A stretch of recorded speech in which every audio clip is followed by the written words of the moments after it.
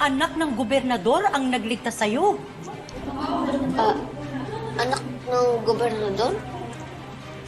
That is Alberto Vergara, the son of Tierra Vedra Governor Esmeralda Vergara.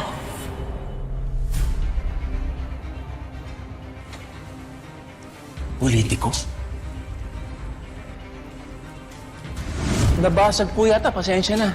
Pasensya na lang, ha? Hindi ko talaga kayo nakita, eh. Sensya na rin ho. Sige, ho. Okay. Ingat kayo. Mukhang mayaman yun ah. Konti lang naman ang mayaman dito sa Corazon. Baka politiko.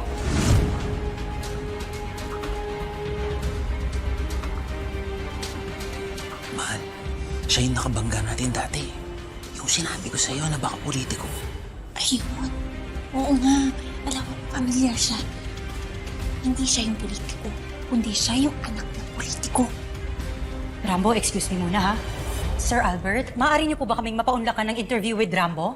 Maybe next time. May gagawin pa kasi ako, eh. Pasensya na lang, ha? Rambo, hey, sa susunod, mag-ingat ka, ha? Opo. Sige. Okay ka naman? Sige. Sir Albert, Ano yan, Rambo?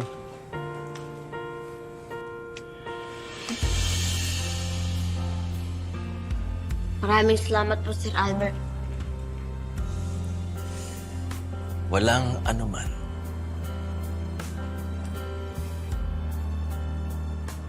Salamat. Thank you.